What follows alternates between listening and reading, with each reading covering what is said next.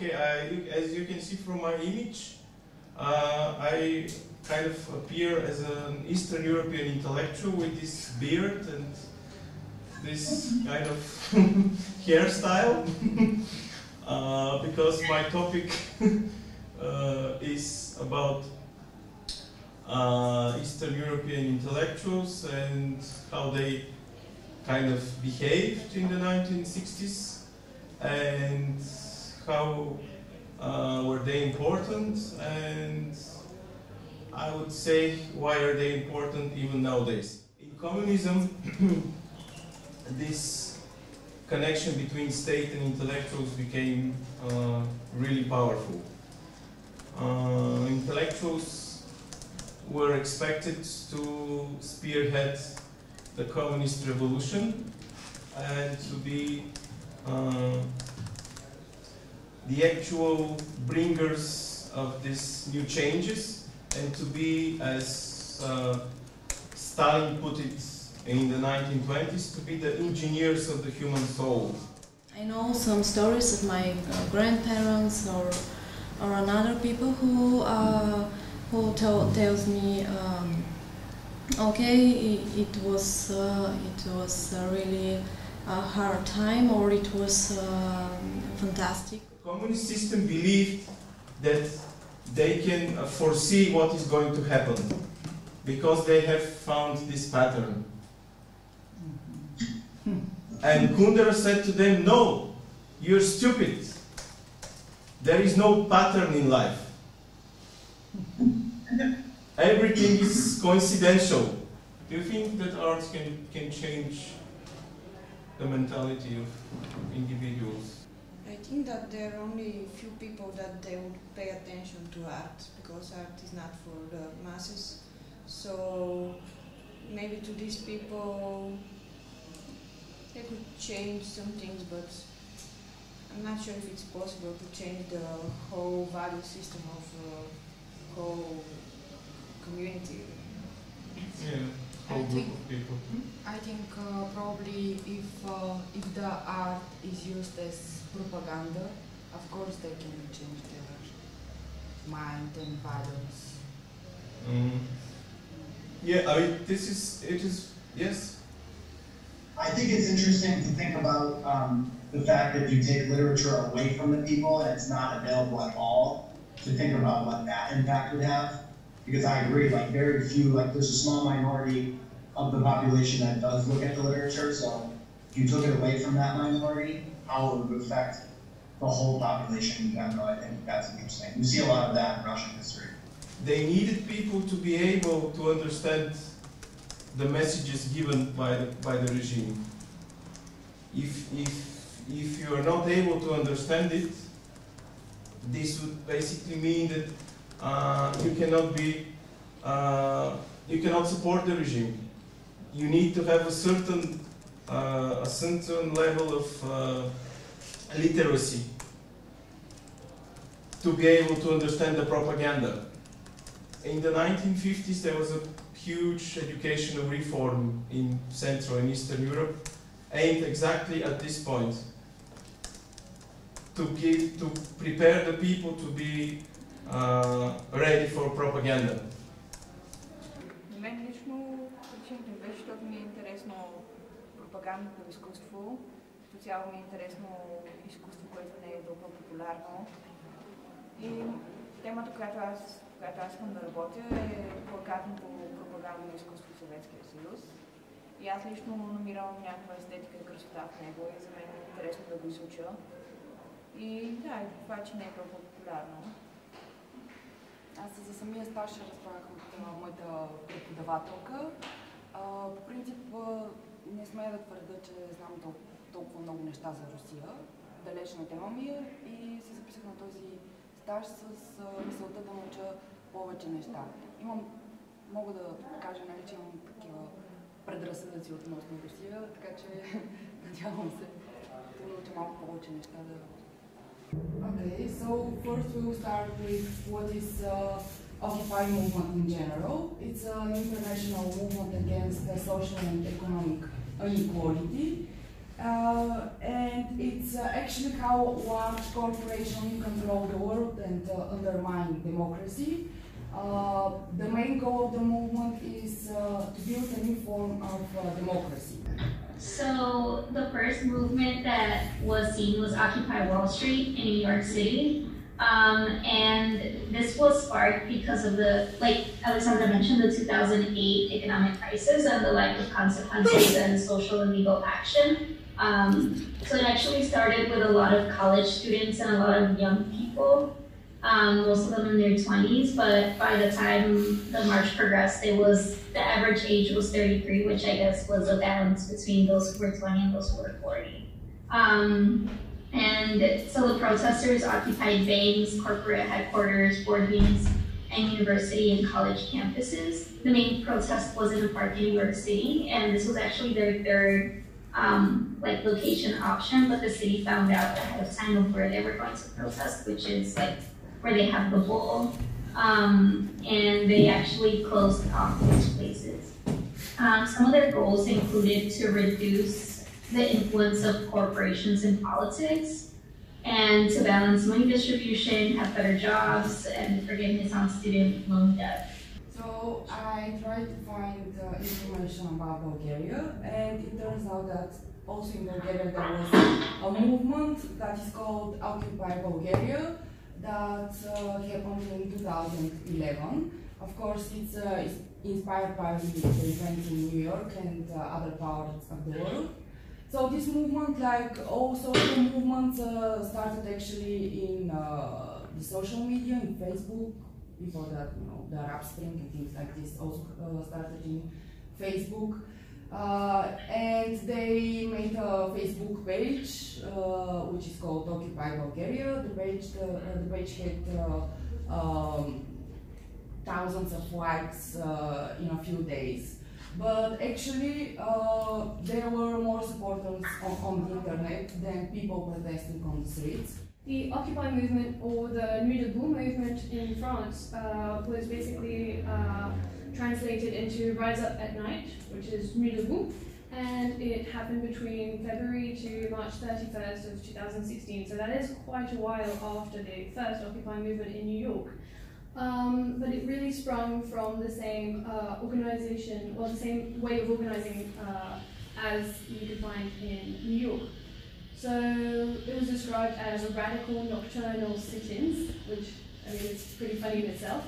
And it began through activists that were linked to left-wing newspapers and producers of Merci Patron, which is basically translated as Thank You Boss, and it's pretty much a movie making fun of how bad the production system for the richest, basically the richest man in France, and the companies working for him.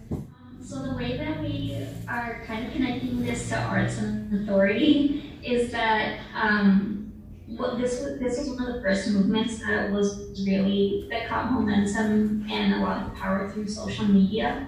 And I think today, with all the technology that we use, social media is kind of just posting videos or pictures and images on social media. It's our form of art, I guess, in some way.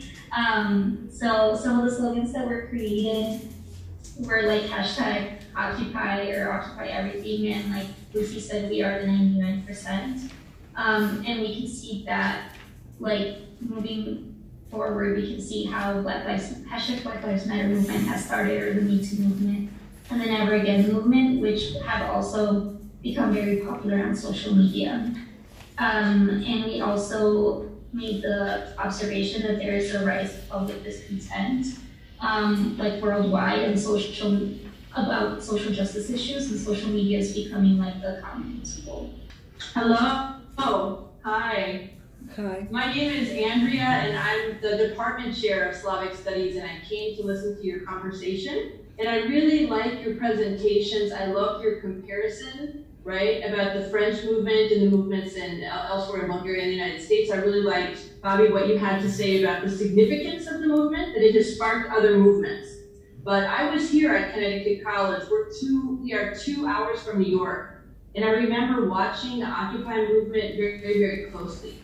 And there was a lot of energy here in the region for months around the Occupy movement. There was also discussion about the encampment, right? There were tents. People had tents all over New York City, and the police had to get those people out of there, right? Eventually they took down the encampments. But there was an entire culture, right, of radical democracy that grew up around the Occupy movement. So people, anyone, any of us could go to a meeting and they developed hand signals, right, to speak to thousands of people to find out what people were unhappy with, what people wanted, right? But the criticism was, it was all against, right? We don't want this, we don't want that. We are against corporations, we are against our politicians, but they didn't say what they were for, right? We don't want this, but what do you want? And the Occupy movement could not articulate, instead of that, we want this. And so that's how I remember the Occupy movement here in Connecticut near New York.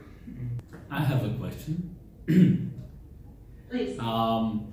It seems more and more popular, and you finished your presentation with that, that social media is becoming the new empowering tool of protests and movements and etc.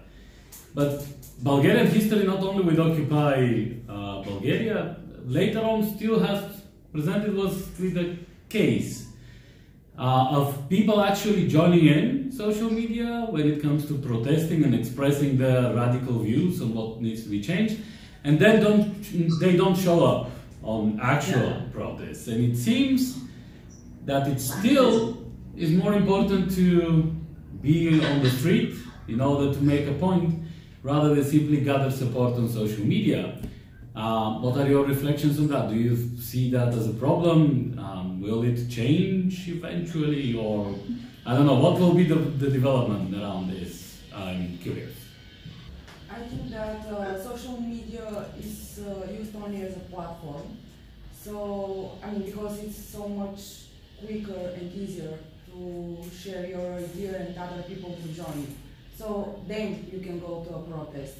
I mean, if you just go to a protest, how the other people will find out that you have an idea, and maybe through media, but other way.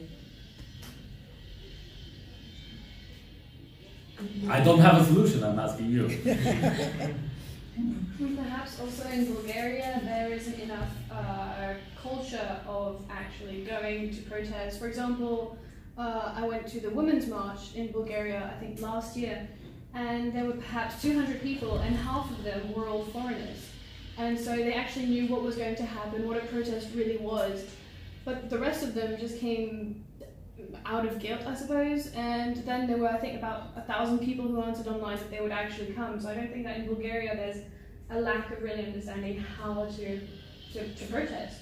I think, I was going to say that I think online activism has more positives than negatives, because you see a lot of 14 through 18-year-olds really being aware of the issues that are happening. And that's something that I didn't see when I was in high school. I wasn't really aware about social issues, and I've heard that from a lot of my friends. And nowadays, if you go to a high school, there's a lot of really, really young people who are aware of a lot of injustices that are happening. And I think another example would be all the protests that are happening against gun violence. Yes. And a lot of them are being led by high schoolers and really young people. And I mean, they've been successful to a certain extent.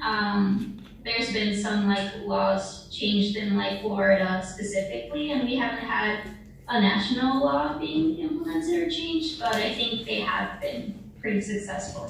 Yeah, I was going to make this comment earlier, but just as far as activism across social media's platform, I know there are a lot of discussions right now in the news about Russia using fake information across Facebook to influence politics. So I just didn't know what it's one thing to kind of engage in activism, but if you're looking at it from kind of a negative standpoint, just what those implications are compared to the positive ones.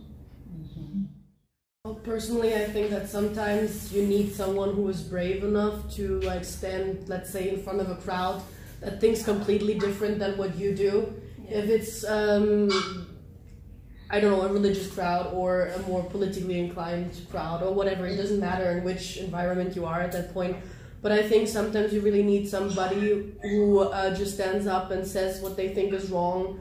I mean, of course, I don't know if you can classify Pussy Riot as a dissident, but I mean, that's what they did. They stood in front, they chose a certain kind of way in order to talk about their displeasure with a certain situation. And with a dissident, I don't think it's a lot different. So sometimes you need that extra push as a society. If there's one individual brave enough to, let's say, go public, so that not only it stays in a small group, then I guess that's why they are so important. I have a question. Okay. Yeah. Actually, it is. My question is if we can talk about dissidents in a much more democratic context, because I don't see. You can confirm or not the American case. I don't see Meryl Streep, for example, defined as dissident. In this sense, I think that this is, in my opinion, dissidents exist only in oppressive systems. I don't know. I mean, do you use the term in the American context? I mean, I'm just kind of speculating, but it's also kind of a question. Do you use it in terms with people who are against Donald Trump, for example? I haven't really heard the term used a lot in the American context. I've mostly heard protesters or activists, but I don't think the word dissidents is very common. Mm-hmm. That's just my experience, though, so I don't know about anyone else. I think so, too. I don't know if the term syndicated is similar to dissident, but I have seen dissident on CNN and Fox News Network. Like whenever a journalist comes up, they will use that exact term to describe people that are possibly on the other side of the spectrum wanting to like spark conversation. But either like a dissident journalist or a syndicated columnist.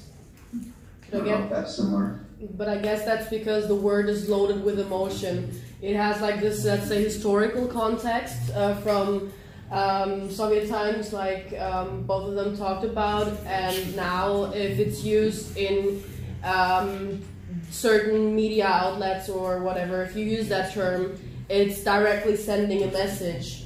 Not only the certain incident you're talking about where somebody might have been a dissident, but the word itself is so loaded that when you use it, that it automatically becomes a certain kind of meaning without trying to. I think that it depends how you go about accomplishing your goal of changing the regime. I think that's dissident is a label that the media has the power to either apply to you or not, and whether they will depends on, like, dissident people or people who are labeled as dissidents tend to be they tend to mostly talk and think about what they're doing as compared to, like, their dissidents aren't the same as activists or traitors. Like, traitors are hardcore. They really don't like the government, and they do stuff that is considered criminal and can be charged. You can't really be charged as a dissident, right? As I mentioned in the end, I think that it's really important to use this art as a, not to look at it only as a propaganda product, because it has artistic values, and it's it could be really inspirational, especially the collages they used and all these techniques. Also, it was it gave the beginnings of typography, which is really developing nowadays. So I think that even it was serving the agenda. You can't ignore the value of this art, because it's I can say it, for me it's really beautiful, and another comparison I can make is with the Muslim art in Spain. They don't like the Muslim period. They feel like it wasn't part of the Spanish culture, but despite that, a lot of people they're really attracted by this art because it's a mixture with the European and Eastern civilization. Also, this art is reflecting a historical period. You cannot delete this historical period. Also, you shouldn't delete the proof of it, because you can use it to learn something from it, even if you don't like the period. This propaganda art, it's not going to have the same function nowadays. No one will see it as the propaganda product. No one will be affected like that by this art, but people can still enjoy it because there's some really nice things in it. It was also very productive for me because I don't know so many things about Russia. Probably I know as much as you know, and about the regime and everything. I mean, I've always been interested in Europe and Western Europe especially, and I don't know so much about Russia, and it was very productive to learn something new. Say something. It was also interesting for me, and especially to see that there are people even in USA who are interested in this culture and also our culture as a part of the Eastern European culture. And also I learned a lot of things because about Russia I also don't know so much. And for example, about Milan Kundera, etc. So it makes me want to know more, and I will look for more information about these topics. I think that's a wonderful outcome, actually. And for us, this course has provided an opportunity to explore a part of the Slavic world that we otherwise might not have. That is Bulgaria and Sofia, and to make these connections that I hope will continue even after the course is done. We hope so, of course, to continue our collaboration. Okay. Great, so do we. I think we'll say ciao. Ciao. До свидания. Хубаво вечер. Ей, хубаво вечер.